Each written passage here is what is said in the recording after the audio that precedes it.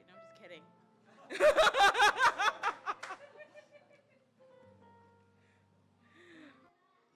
Okay. Yeah? Good morning, everybody. Pray with me. I can't with you. Pray with me. May my mind come alive today to the invisible geography that invites me to new frontiers, to break the dead shells of yesterdays, to risk being disturbed and change. May I have the courage today to live the life that I would love, to postpone my dream no longer, but do at last what I came here for, and waste my heart on fear no more. That is not by me, that's by John O'Donohue, an Irish poet who some of us love very, very much. And I just, I wanted to start off with a couple things. This is probably the last time while Doug is a pastor that I will do this. And Doug, thank you for giving me the space to do this. Thank you for believing in me. And welcome back from your wonderful vacation. Thank you so much. I hear you, Albert. So I have to start off by saying that this sermon did not come to me easily, and there are moments that I was angry and frustrated at myself for taking this topic on. There has been a true struggle, not a beautiful one, but the down and dirty kind, to formulate not only a coherent sermon, but coherent sentences. I've had to step away from this sermon and ask myself what this topic was bringing up for me. So let me start. I am not about self-care. I am about getting things done regardless of how I feel mentally, spiritually, or physically. End of story. I'm a reformed workaholic, kinda.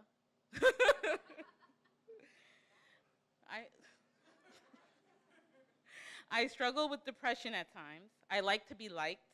I like to be thought of as tough and strong while also being liked, kind of a weird combo. I'm a full-time worker and I'm a parent. And I'm also a black child of immigrant parents who were not born citizens of their country.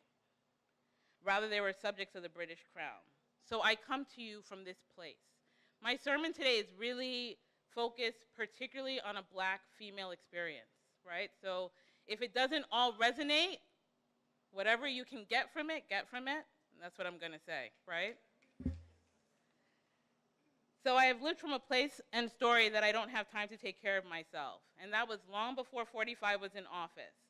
I have had an inconsistent, and that is putting it mildly, self-care practice.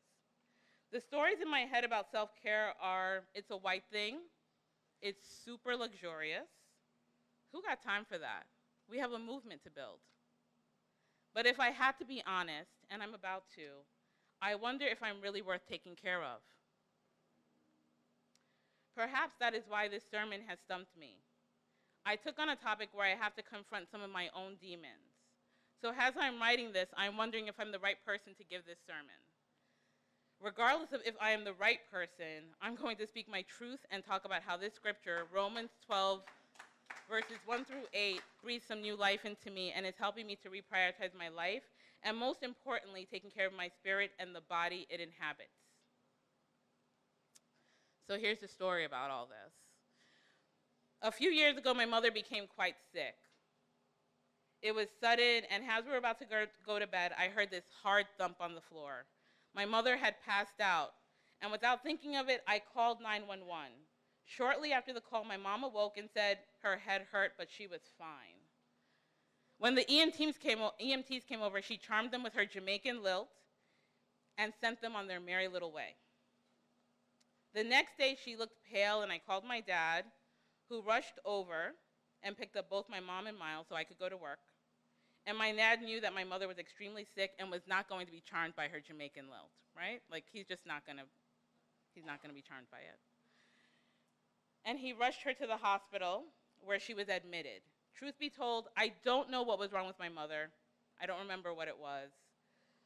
But I do remember my dad saying that due to her dehydration, she had some kidney damage. Nothing too serious, nothing permanent, but she had to go for follow-up, right? I was so angry with my mom. Why did she let herself get to this point?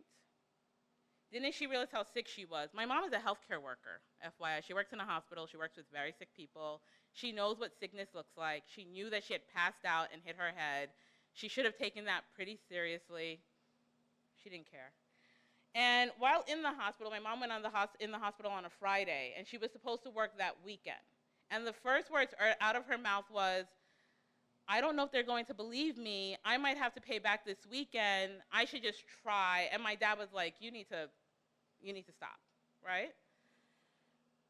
So fast forward a year later, and I had started my job at 32BJ in September of 2014. October 2014, I started having all these pains in my body, like legit pain. I was just not feeling well. And one night, the ambulance was called for me. And unlike my mom, not to shade her, I went with the ambulance.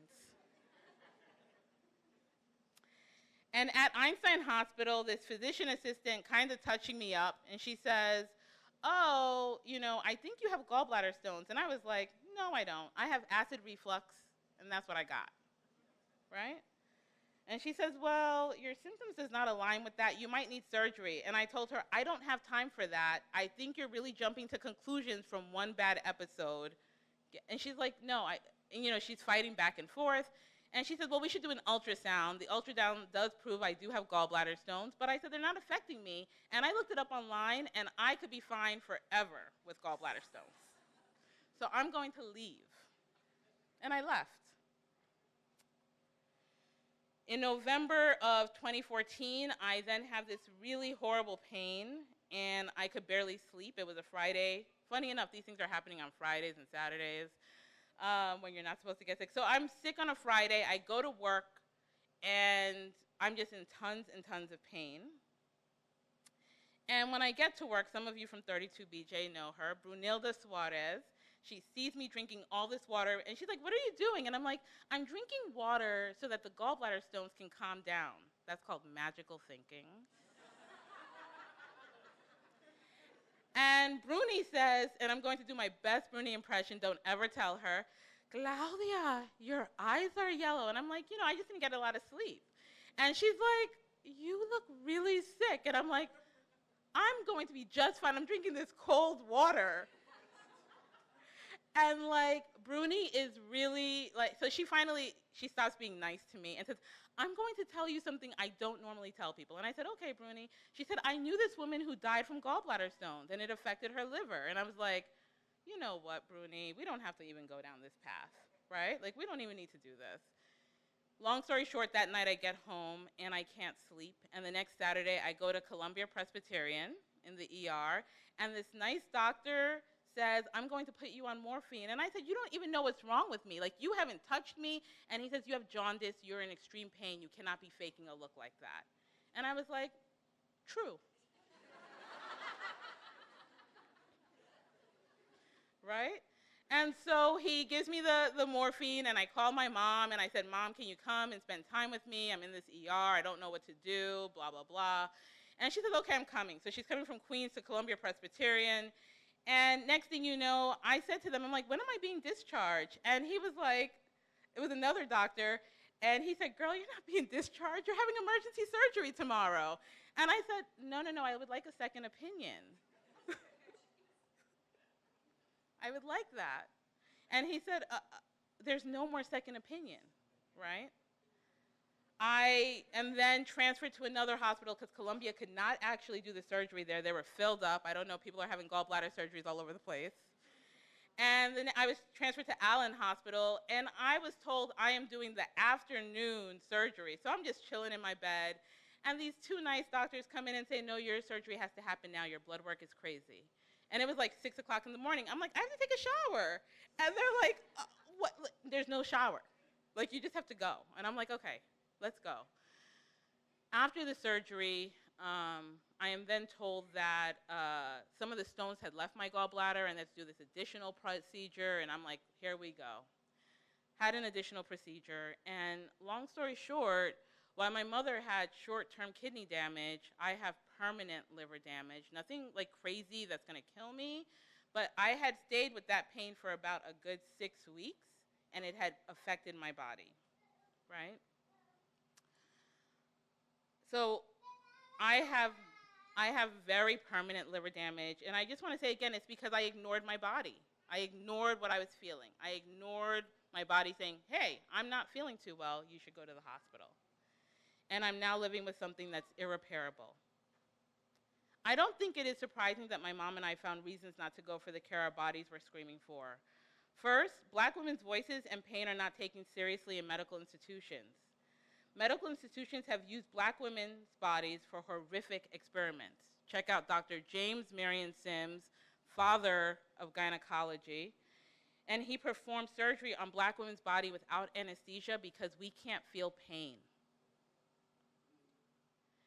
I then think of a woman like Henrietta Lacks, whose DNA was stolen, not borrowed, taken from her dead body, and now has created tons and tons of money because her cells could regenerate, where they create polio vaccines, and they've created tons of vaccine, and yet the Lacks family has received very little compensation for that.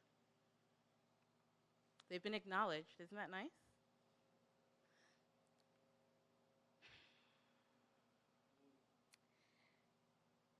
And then there are times our pain are just not taken seriously. And the most recent example I'm going to use is Serena Williams. We all know Serena recently had a baby. She was in the hospital. Serena Williams must know her body. Let's be serious. She does tennis. She's on the court. She knows what she's doing. She's had numerous surgeries. And after having her baby, she knew something was wrong with her body. Like, she was just like, something is up. And the nurse telling I can't even imagine telling Serena Williams that she doesn't know her body, but somebody did. The nurse said, well, your pain meds have, they've worn off. And so you're just confused. And Serena was like, you just tried it, but I'm Serena. And she rang all the alarms. And so she got a doctor to come by, and she was like, I know my body. I'm prone to blood clots. Here's the thing. I want an ultrasound. They did the ultrasound, and guess what? There were blood clots there. Serena was smart enough, unlike many of us, to listen to her body, in part because she's, I think, very connected to it. But many of us are taught by empire to ignore our pain. And it comes in various ways. I'm using the medical industry, but it comes in different ways. We have to make money. I'm afraid to be sick. How am I going to pay my bills? Like, empire actually has no way of setting us up in case we're sick, right? So it is unsurprising that my mom and I, that our first concerns were not like, oh, we need to really get better. I wrote my boss, by the way, from the hospital and said, I'm returning back to work in 3 to 4 days. I did. And, we weren't concerned with getting our bodies truly better. We were getting ready for our bodies to just be in working order, right? We just wanted to go back to work. I was back to work in a week. I was on oxycodone, and I proceeded to ask my boss, because I was so high, I said to them when I was at a meeting, I was like, if you guys want my oxy, you can borrow it. And took out the bottle for them to take it. And they were like, okay, Claudia. So when I read that I am being called to be a living sacrifice and not one who's killing myself for the sake of I don't know what, I had to unpack the intergenerational trauma that allowed both my mother and I to ignore our body's pains. My initial thought was that this was a revelation, and my second thought was, wait, how am I going to do that? I don't even know what it means to live as a living sacrifice. There is zero body and mind connection here, really, very little. I was forced to confront the ways in which we, my mother and I, as black women, were willing to sacrifice our own wellness to look good for empire. It has become abundantly clear to me that my mother and I, along with countless other black women, don't have a blueprint on how to take care of ourselves. That we do not see our bodies as connected to our spirit. Rather, our bodies are shells for our spirits. I realize I undermine the preciousness of my body for not only my spirit, but for this empire. How often do we do that? How often do we disconnect our spiritual practice from the only body we have? This is it, right? Like, this is the only body I'm going to have, at least that I know of. And I had to be really clear with myself and commit to a self-care practice that allowed me to, 1, to begin to have my mind and body create a relationship. 2, figure out how to open my spirit and live into my truths, no matter how hard those truths are to admit out loud. 3, all this self-care work can't happen on its own. I know it says self, but it really can't. It needs to take place with my community. Not all the time, but a good majority of the time. And lastly, this is going to get into communion, and I have to mention this. Communion is my favorite part of church, right? It's like my favorite part of church. And even in Catholic school, it was my favorite. I know, Claude, because, you were the better religious one than me, but here we go. So in Catholic sermons, they always say, take this body, which was given up for you, or something to that effect. And I have to say that what really gets me about that is the next sentence should be, because you can be resurrected at any moment. You do not have to live thinking that it's okay for your body to just wear away. It's okay for you. Like every Sunday, that's why it's a reminder, right? It's a reminder that we can actually be resurrected and do something new. We don't have to stay stagnant. I think that's just absolutely amazingly beautiful. So let me be clear. I wasn't going to commit to 20 minutes of meditation with 30 minutes of exercise or something like that. That's completely unrealistic for my life. That's like completely, I would have been like creating nonsense. I had to cultivate a self-care practice that reflects the reality of my life. So I started with something that seems super easy, but that has really required me being present, and it's quite challenging when taken on day to day. I started with my breath. For most of us, we breathe into our chest. We stop right around here, right? Take your breath, and you'll see you stop right around there. And it is a breath meant to keep us alive but not connected. I learned that we are to breathe into our tummies. I use tummy because, I'm a mom and I use that word a lot. And once I started to do that, I started to engage with my spirit differently. I felt and still feel God moving through me differently. There's a calmness that washes over me. I'm going to ask that you take a deep cleansing breath and let your stomach really push out and see what opens up for you. So that was the first step, to just breathe. And in taking that first step, I remember all my ancestors, transcestors, and black bodies that have been killed through state-sanctioned violence. I think of the many ways that we are denied our right to simply exist, and how this begins with the anxieties, pressures, and stress of empire reteaching us their way of breathing, and how that breath perpetuates empire's agenda. The moment we are able to breathe the way that we are meant to, we are able to take many steps from the anxiety, stress, pressure, whatever it is. This deep belly breath was the first time I was able to feel a connection between my body and my spirit. And for the first time in many years, I felt something like liberation. It has been it's a baby relationship that my body has with my mind, but it's a real relationship starting. And I have to say, if you can't get your breath down to your belly right away, don't be surprised. It took me 2 weeks for that to happen. Like 2 solid weeks. I just couldn't do it. So my body most of the time conforms to the ways of the world, right? I do that breath all the time, the regular breath that I talked about right here. And it still does it most of the time, unless I decide to be fully present and not allow myself to be overwhelmed. I'm going to jump around. I'm sorry, y'all, but it's not going to be very smooth. I was recently reading Claudia Jones, a Trinidadian black Marxist feminist who is buried, not surprisingly, to the left of Karl Marx in England. So she's pretty radical. And she wrote the following: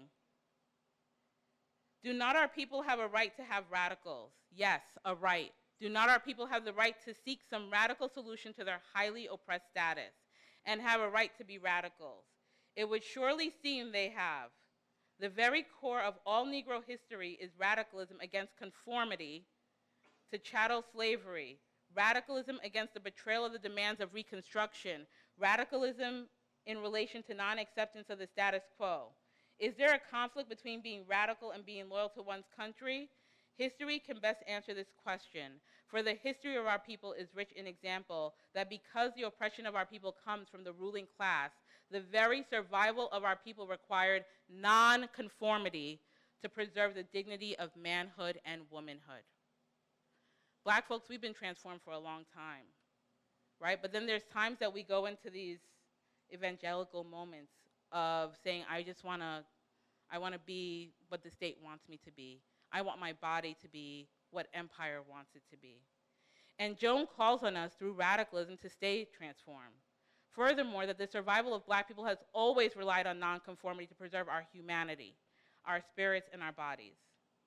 I cannot help to connect what Jones is saying to the time I encountered Tubman's shawl and hymnal. I know I've talked about it a lot, and I always will because I experienced the living of presence of God, or the Holy Spirit, or sweet baby Jesus. I experienced something so far beyond anything I thought was possible. The DNA of my spirit has been forever changed by that moment, and I'm grateful that I got to experience it with my church family, because under any other circumstance, I would have thought I was going crazy. I have not stopped thinking of a woman who looked up to the stars and trusted her gut and her faith to lead her to freedom, and not only herself, but so many others. Tubman was so clear that no white person was going to be the author of her life, and sought her God-given right to be free by following the North Star. For many months, I've been praying daily with Miles. We wake up in the morning and we hold hands, and I get to look into his beautiful eyes and connect with God. In lots of ways, Miles does not conform yet to the ways of the world. He takes deep belly breaths. He laughs a lot. He's completely comfortable in his skin. I have to say, black boys being comfortable in their skin deserves a whole lot of amens and hallelujahs.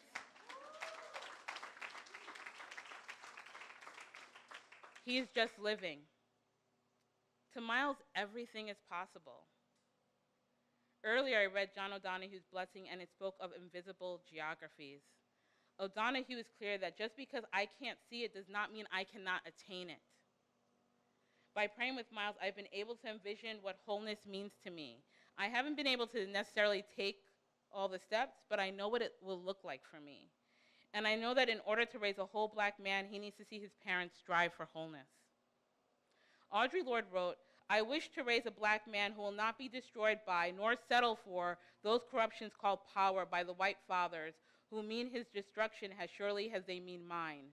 I wish to raise a black man who will recognize that the legitimate objects of hostility are not women, but the particulars of a structure that programs him to fear and despise women, as well as his own black self."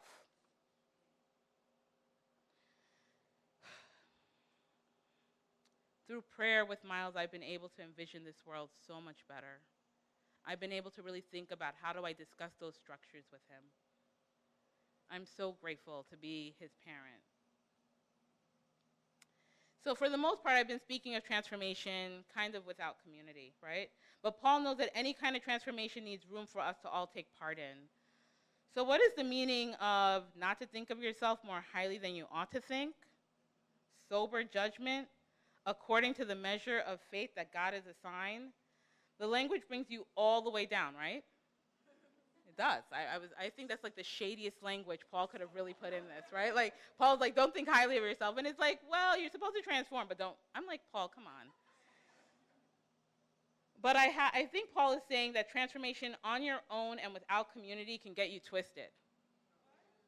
It can lead to self-righteousness, right? Paul is really clear that if you're doing this on your own, imagine Tubman having done it on her own. She says, you know what, you just follow that Northern Star, that's nothing. And she just sits back and relax. Doesn't go that way. For transformation to really for you to be really grounded in your transformation, it has to take place in community.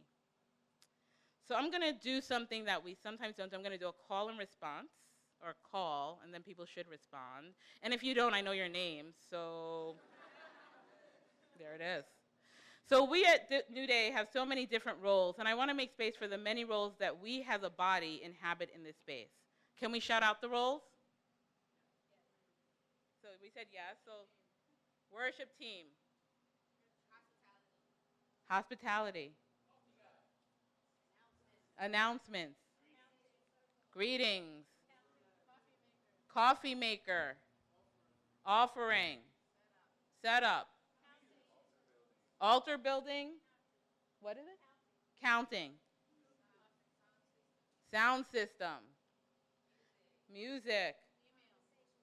Conversation circles. Welcomes. Are any of those more important than the other? But they all help in building our church, right? And so Paul is really clear when he's talking about the body that this is, like, there's no more important role. I had done this with the Community of the Word right after the World Cup, And some of you know how I felt about the British team. Or the English team, I shouldn't say British team, the English team. And so I'm still a stan for not liking, what's his name? Harry Kane. I'm still a stan for that. But I think in soccer we learn a couple things too. The coach and the star player is not going to make it happen, right? Like that's just not how it's going to happen. A church is not going to be built by just saying, here's the pastor and here's the star team. Doesn't happen that way. We're all part of this body. It's a serious thing, right? Like it's you know, Paul really says, look, transformation can happen on its own. That's nice. But how will that transformation take hold of you without it being in community? So I'm close to the end, and I want to say this loud and clear because I think this is also important about the body. And the reason why I wanted to call this self-care in difficult times is because I think it's really important that we know that we live in an empire that is dying. I'm clear about that. Like we're on the precipice of an empire that is dying. The level of inhumanity that is happening now, whoever, I'm not going to say people's names here, but those powers know that this empire is dying. It is taking its very last breath. It is on something like life support. And it is just lashing out at everything it can. I'm saying that because it's really easy. Empire wants us to be extraordinarily reactive. I'm going to go to this, and then I'm going to go to this, and then I'm going to do this, and then I'm going to... And next thing you know, your body is worn and torn and weary. Right? I'm not saying for you not to do anything. But I am saying to know what part of the body you're taking part of, and not always feel like you are the be-all and the end-all of this movement, right? It is important that we are here, that we are able to be strategic, that we're not just saying, I hate this, you know, like, again, I'm trying not to use people's names. But I think that this administration has been really, really good at wearing people out and wearing your spirits out. It's worn out my spirit beyond belief, the level of inhumanity that's happening.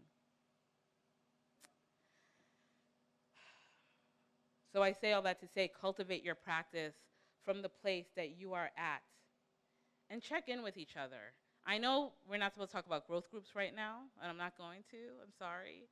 But I am in the midst of trying to create a website where we can all check in about what practices are we doing to take care of ourselves. Sometimes I know that I don't always have a lot of time to go to someplace, but can we do a check-in that says, hey, I took a deep breath today, or hey, I took a long, warm shower, and I felt how good that was for my body, or whatever it is to cultivate your self-care practice. Would y'all be into that?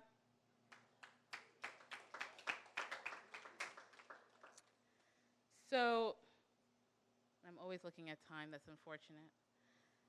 I'm going to do my final prayer is a poem by Sonia Sanchez. And I know I should do things on my own, but I like other people's words so much. And I always want to lift up amazing poets and writers and thinkers that we don't lift up quite often enough. So this is Haiku and Tanka for Harriet Tubman by Sonia Sanchez. Picture a woman riding thunder on the legs of slavery. 2. Picture her kissing our spine, saying no to the eyes of slavery. 3. Picture her rotating the earth into a shape of lives becoming. 4.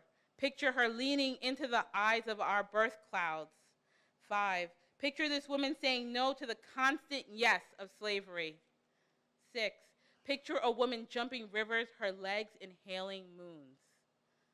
7. Picture her ripe with seasons of legs, of wood. 9. Picture her saying, you have within you the strength, the patience, and the passion to reach for the stars, to change the world. 10.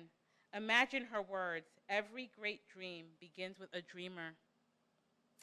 11. Imagine her saying, I freed 1,000 slaves, could have freed 1,000 more if they only knew they were slaves. 12. Imagine her humming, how many days we got before we taste freedom. 13, imagine a woman asking how many workers for this freedom quilt.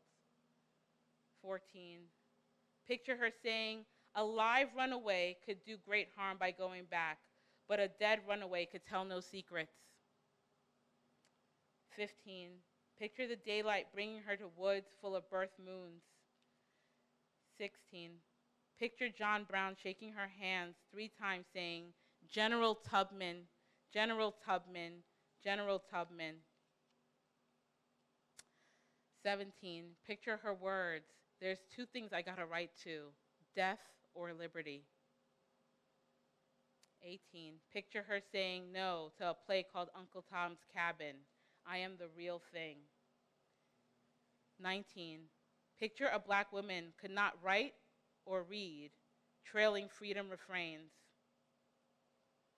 20, picture her face turning southward, walking toward a southern road.